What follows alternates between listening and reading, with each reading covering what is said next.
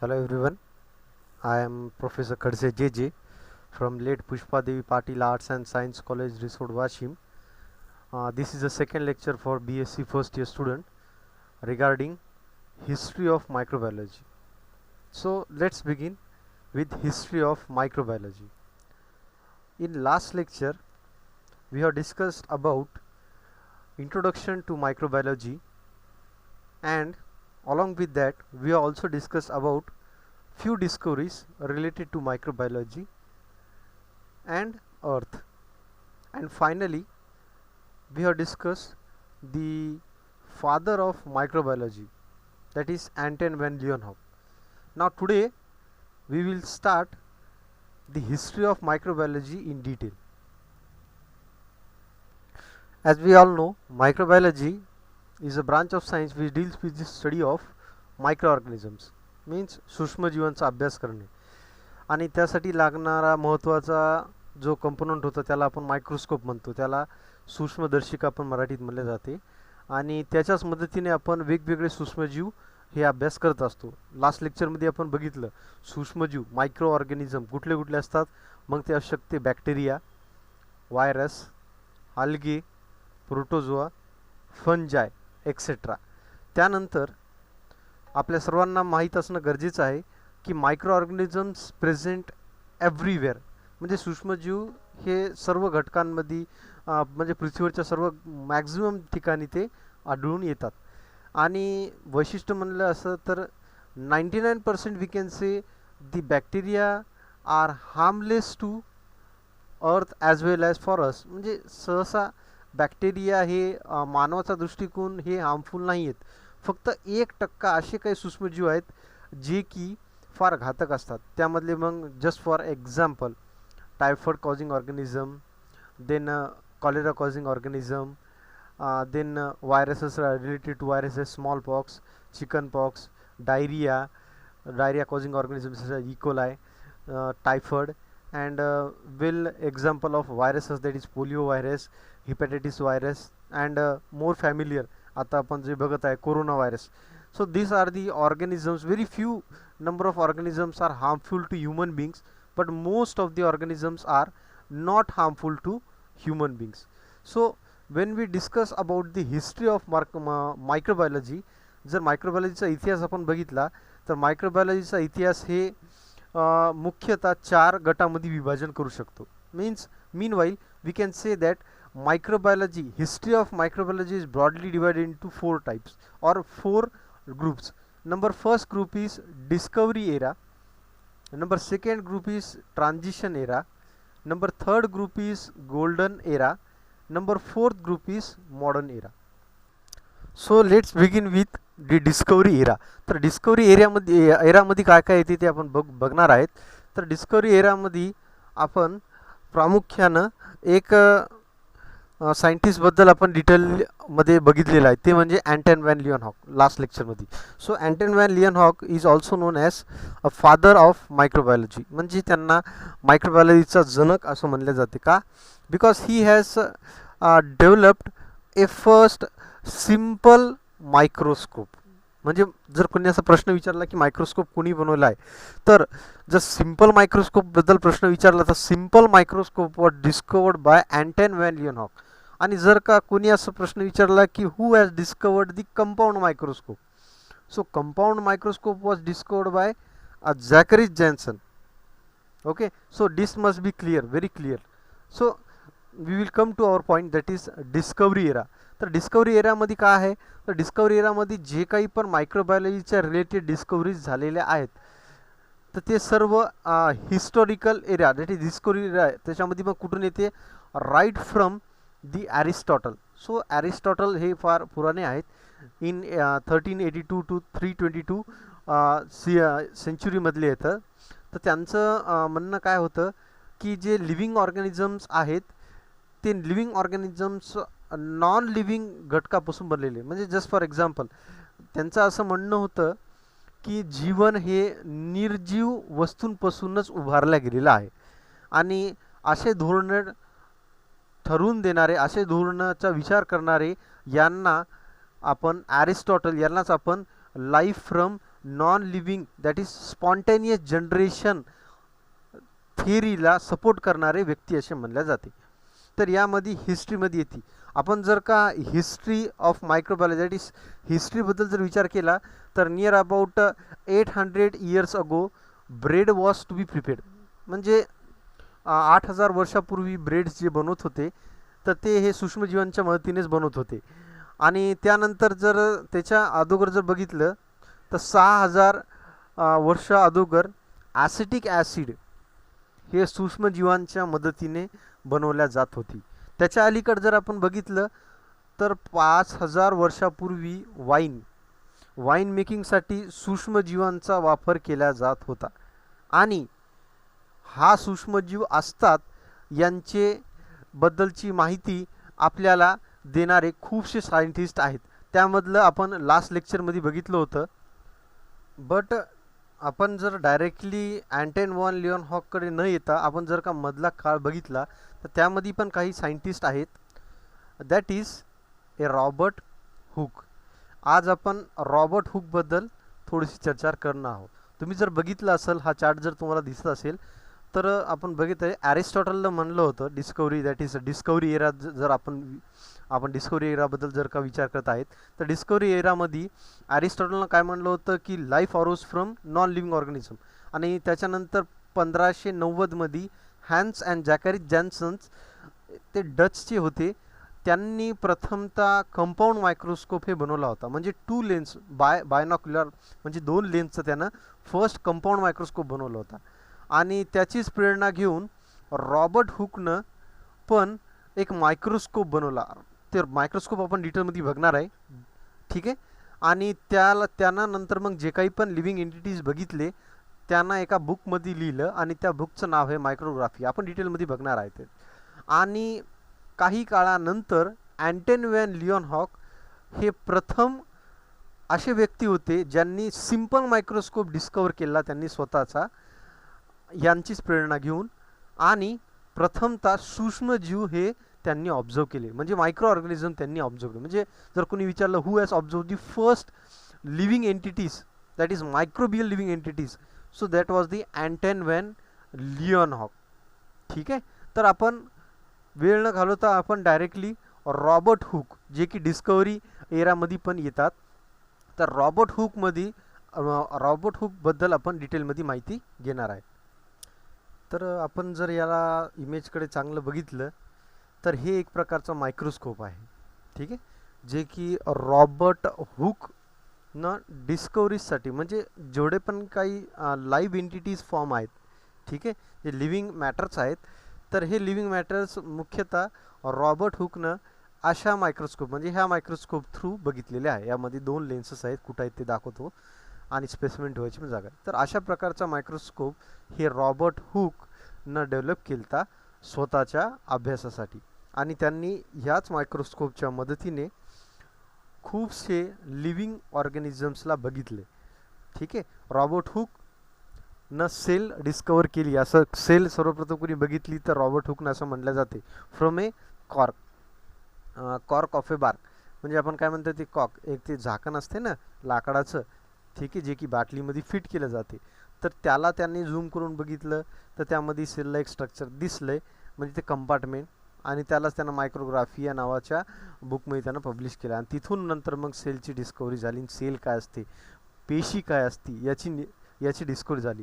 तर हे सर्वप्रथम जे काही पण श्रेय जातं आज आपण ती सेल बघतोय. Cell which is a structural function unit of life म्हणजे जीवनाचं एकक असणारा जे घटक आहे सेल. तर हे रॉबर्ट हुकनं अशाच मायक्रोस्कोपच्या मदतीने डिस्कवर केली. तर हा त्याचा डायग्रामॅटिक फॉर्म आहे जो आपण मायक्रोस्कोप आता बघितला. तर ह्या मायक्रोस्कोपमध्ये कॉमन फीचर्स जर बघितलं तर ह्या मायक्रोस्कोपमध्ये एक आय कप आहे, एक ट्यूब आहे. ठीक आहे. यामध्ये पण एक लेन्स आहे आणि दुसरा लेन्स हे बाहेर आहे. ठीक आहे. आणि इथं स्पेसिमेन होल्डर इथं जे काही पण तुम्हाला बघायचं आहे तर ते ह्या भागावरती ठेवलं जाते. ठीक आहे. आणि हा जो भाग आहे हा भाग हे ट्यूब लाईक स्ट्रक्चर हे प्रामुख्याने आतमधून पोकळ असते आणि हे आय पीस आहे.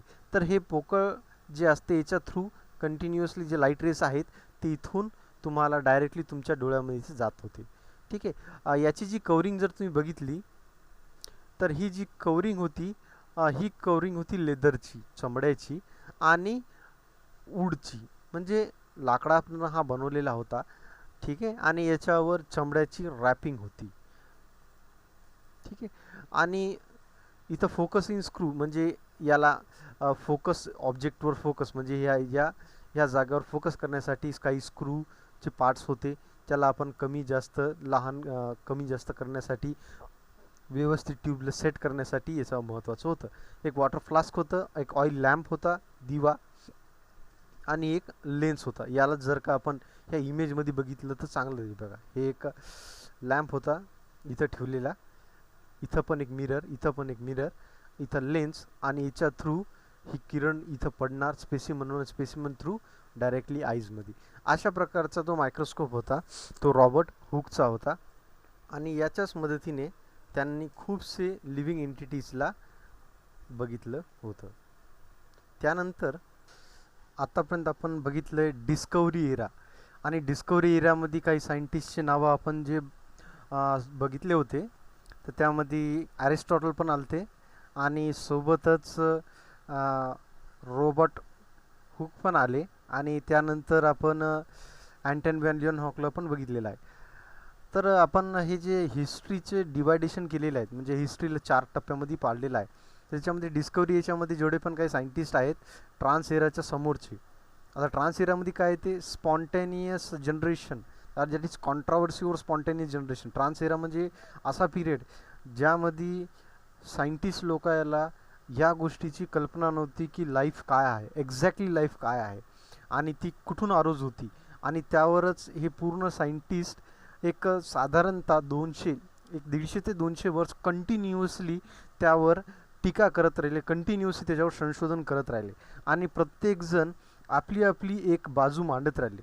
तर ह्या ट्रान्स एरामध्ये एक सर्वात महत्त्वाची थेरी ही उभरून आली, over the existence of life, म्हणजे जीवन हे कसं आलं यावर एक चर्चा, मोठी सायंटिफिक चर्चा रंचत गेली. आणि जी त्या चर्चेतून एक थेरी, एक सिद्धांत समोर आला ते म्हणजे स्पॉन्टेनियस जनरेशन थेरीचा. आणि ह्या स्पॉन्टेनियस जनरेशन म्हणजे काय, स्पॉन्टेनियस म्हणजे एकदम से, जनरेट झाली म्हणजे काय, उगवली, म्हणजे जीवन हे एकदम से कुठं निर्जीव वस्तूपासून उगवलेलं आहे. आणि या गोष्टीला प्रूव्ह करण्यासाठी खूपसे सायंटिस्टनं झटपट केलेली आहे. आणि त्यावरच काही सायंटिस्टनं स्पॉन्टेनियसली लाईफ अरोज होत नाही, म्हणजे लाईफ स्पॉन्टेनियसली अरोज होत नाही, लाईफ प्री एक्झिस्टन्स लाईफपासून अरोज झाली असं सांगण्यात आलेलं होतं. आणि अशामुळे ह्याच यांच्या डिस्कवरीजमुळे सायंटिस्टचे 2 ग्रुप पडले. एक ग्रुप जे की स्पॉन्टेनियस जनरेशनला सपोर्ट करत होता आणि दुसरा ग्रुप हे स्पॉन्टेनियस जनरेशन थेरीला अपोज करत होता. तर कुठला ग्रुप आहे तर याचं मी एक चार्ट बनवलेला आहे आणि हा चार्ट तुमच्या सर्वांना मेमराईज करण्यासाठी एक उत्तम राहील. आणि ह्या चार्टचा जर उपयोग केला तरच तुम्हाला trans era that is a period where a spontaneous or a controversy over the spontaneous theory was to be arose in history of microbiology. म्हणजे एक मायक्रोबायोलॉजीच्या इतिहासामधला एक असा दौर होता ज्यामध्ये कॉन्ट्रावर्सी होती, म्हणजे संभाषण आणि एक ओढ लागली होती, चढाओढ लागली होती की लाईफ कुठून अरोज झाली. तर हे तुम्हाला चार्ट मी दाखवतो. तर हा हे चार्ट आहे. ह्या चार्टमध्ये जर तुम्ही व्यवस्थितपणे बघितलं तर इथं सायंटिस्टचे नाव आहेत आणि त्यांनी ज्या स्पॅनमध्ये त्या इयरमध्ये ज्यांनी जे काम केलेलं आहे त्यांचे इयर दिलेले आहेत. आता कॉन्ट्रावर्सी वर स्पॉन्टेनियस जनरेशन, तर यामध्ये काही जण स्पॉन्टेनियस जनरेशन थेरीचं म्हणणं काय होतं की life arose from non living entities. Life arose म्हणजे जीवन हे निर्जीव वस्तूंपासून एकदम से अस्तित्वात आलेलं आहे. कॉन्ट्रावर्सी और स्पॉन्टेनियस जनरेशन थेरी पण म्हणल्या जाते. तर ह्या स्पॉन्टेनियस जनरेशन थेरीला फक्त दोनच सायंटिस्ट असे होते जे की सपोर्ट करत होते. फर्स्ट सायंटिस्ट जे तुम्हाला नाव दिसत आहे दॅट इज ॲरिस्टॉटल. ठीक आहे. हे ॲरिस्टॉटल हे सायंटिस्ट नियर अबाउट 1384 टू 1322च्या दरम्यान होते. आणि यांचं असं म्हणणं होतं की लाईफ, तर ॲरिस्टॉटलचं असं म्हणणं होतं की जी लाईफ फॉर्म आहे, जस्ट फॉर एक्झाम्पल जसं की घाण कपडे आहेत आणि त्या घाण कपड्यांपासून जर का त्याला दाबून ठेवलं गेलं तर त्यामधून उंदरं निघतील. आणि जसं की एखादे फ्रूट्स वगैरे काही ठेवलेलं आहे वर आणि त्यामध्ये आळ्या पडतील. म्हणजे त्यांचं काय म्हणणं होतं की non living sometimes non living objectives त्यामध्ये मग जसं की काय कडधान्य वगैरे आहे ते जर दाबून कुठेतरी मातीमध्ये जर दाबून ठेवलं तर त्यामधून मग काही छोटे छोटे किडे निघतील आणि ते ॲटोमॅटिकली त्यांच्यामधून जन्म घेतील. तर ॲरिस्टॉटल अशा प्रवृत्तीचा होता की त्याचं असं म्हणणं होतं की life arose from non living objectives. आणि याचंच म्हणणं होतं, हेच ते सिद्ध करायचं, वारंवार सिद्ध करून देण्याचा प्रयत्न करत होता की life arose from spontaneously from non living objectives. म्हणजे जीवनाचा उगम हे निर्जीव गोष्टीपासून एकदमचे झालेला आहे. पण यालाच ऑपोज करण्यासाठी 1626च्या समोर फ्रान्सिस्को रेड्डी नावाचे एक सायंटिस्ट होते. त्यांनीच ॲरिस्टॉटलच्या ह्या स्टेटमेंटला ऑपोज केला होता. That is Francisco Redi who oppose the Aristotle by an experiment. ठीक आहे. आणि हा एक्सपेरिमेंट का आहे याबद्दल आपण माहिती घेऊत. तर तुम्हाला हे माहीत असणं गरजेचं आहे की फ्रान्सिस्को रेड्डीचा एक्सपेरिमेंट काय होता. तर फ्रान्सिस्को रेड्डीचा एक्सपेरिमेंट हे ॲरिस्टॉटलच्या स्टेटमेंटवर निर्भर होतं. ॲरिस्टॉटलनं स्टेटमेंट काय केलं होतं की life arose from non living objectives. म्हणजे जे नॉन लिव्हिंग ऑब्जेक्टिव्ह जे की जिवंत गोष्ट नाही त्यांच्यापासून जीवन हे अस्तित्वात येते आणि ते पण सडनली. तर ह्या स्टेटमेंटला धरून फ्रान्सिस्को रेड्डीने एक एक्सपेरिमेंट केला आणि Francisco Redi was the first person to disprove the spontaneous generation theory. म्हणजे फ्रान्सिस्को रेड्डी हा प्रथम शास्त्रज्ञ होता ज्यांनी लाईफ ही एकदमच निर्जीव वस्तूंपासून निर्माण होत नाही याला सिद्ध करून दाखवले होते. तर तो आहे फ्रान्सिस्को रेड्डी. आणि फ्रान्सिस्को रेड्डीनं ह्या एक्सपेरिमेंटसाठी काय नाही, फक्त त्यांचं काय म्हणणं होतं की मॅगॉट्स म्हणजे आळ्या कुठून येतात. त्यांनी काही सिद्धांत मांडले होते, आळ्या कुठून येतात आणि याला सिद्ध करण्याचं, आळ्यामध्ये जीवन हे कुठून येतात आणि ते फ्लाईच्या संदर्भात आहेत, म्हणजे माशांच्या संदर्भात आहे, त्यांचं जीवन काहीतरी संदर्भात आहे. तर यालाच प्रूफ करण्यासाठी त्यांनं काय केलं की एक मीठ म्हणजे मटण याचा एक तुकडा घेतला, त्याला उकळलं आणि उकळल्यानंतर त्याला स्वच्छ करून एका स्वच्छ जारमध्ये ठेवला. ठीक आहे. आणि ऑब्झर्व केलं. काय ऑब्झर्व केलं की आळ्या त्यांच्यामध्ये निर्माण झाल्या, पण कशा, त्याच्या आतमध्ये गेल्या होत्या फ्लाईज. फ्लाईज म्हणजे माशा. ठीक आहे. हाऊस फ्लाईज म्हणजे माशा. माशा त्या मटणावर गेल्या आणि गेल्यानंतर त्यांनी काय केलं, तिथं काही अंडे टाकले आणि त्याच्यानंतर त्यांच्यापासून मॅगॉट्स म्हणजे आळ्या निर्माण झाला. ठीक आहे. ही होती फर्स्ट स्टेप. ठीक आहे. हे काय सिद्ध करायली की जीवन हे जीवन घटकापासूनच आहे. ठीक आहे. पण एक्सपेरिमेंट संपला नाही. पुढं त्यांनी परत काय केलं, पुढं त्यांनी परत 3 जार घेतले. तर प्रत्येकी जारमध्ये काय केलं त्यांनी, त्या जारमध्ये त्यांनी एक जार घेतला, 3 नाही एकच जार घेतला आणि त्या जारमध्ये परत मीठ हा त्याच्यामध्ये ठेवून दिला. ठीक आहे. मीठ ठेवल्यानंतर त्याला वरून टाईटली गॉज म्हणजे त्याला आपण म्हणतो जाळी. ठीक आहे. जाळी, आणि ती जाळी लावून ठेवली आणि त्याला काही वेळासाठी सोडून दिलं. त्याच्या निदर्शनात असं आलं की त्या जाळीवर काही फ्लाईज म्हणजे माशा आल्या आणि त्यांनी त्या जाळीवरच अंडे दिले आणि त्या जाळीवरच काही वेळानंतर आळ्या निर्माण झाल्या, पण मटणावर नाही, खालच्या त्या मीठच्या तुकड्यावर नाही. ठीक आहे. पण एक्सपेरिमेंट इथं पण संपलं नाही. त्यांनी परत काय केलं, तिसरा जार घेतला आणि त्या तिसऱ्या जारवर काय केलं, त्या तिसऱ्या जारवर कॉटनचं एक कपडा टाईटली रॅप केला आणि अशा रॅप केला की त्यावर कुठल्याही प्रकारचं ऑर्गॅनिझम बसू शकणार नाही, काही केमिकल्स लावून म्हणा. ठीक आहे. आणि तो एकदम टाईटली पॅक केला आणि असं त्याच्यामुळं झालं असं की तो जार बाहेरून टोटली कम्प्लिटली सील झाला आणि सील झाल्यामुळं कुठलीही माशी त्याच्यावर बसली नाही. कुठली माशी बसली नाही त्यामुळं ते कुठल्याही प्रकारचे अंडे घालू शकले नाही आणि अंडे घालू शकले नाही त्यामुळं त्या जारच्या वरच्या बाजूला एक पण आळी भेटली नाही. आणि ह्याच 3 एक्सपेरिमेंटच्या स्वरूपावर फ्रान्सिस्को रेड्डीनं फायनल कन्क्ल्युजन काय दिलं, की फ्रान्सिस्को रेड्डीनं कन्क्ल्युजन दिलं की maggots that is life arose from preexisting ones. म्हणजे जे जीवन आहे हे पुरातत्व जीवनापासूनच निर्माण होत आहे, हे सिद्ध करून दाखवलेलं आहे. आणि ॲरिस्टॉटलचं म्हणणं काय होतं, ॲरिस्टॉटलचं म्हणणं होतं की life arose from non living entities. म्हणजे फ्रान्सिस्को रेड्डीनं हे 100% प्रूफ करून दाखवलं होतं by this experiment. In this experiment he has use the bottles with meat. आणि फर्स्ट स्टेजमध्ये त्यांनी डायरेक्टली जे जार होता ते ओपन ठेवला, डायरेक्टली फ्लाईज आली, फ्लाईज येऊन त्यांनी अंडे घातले आणि जीवन अस्तित्वात आलं. ठीक आहे.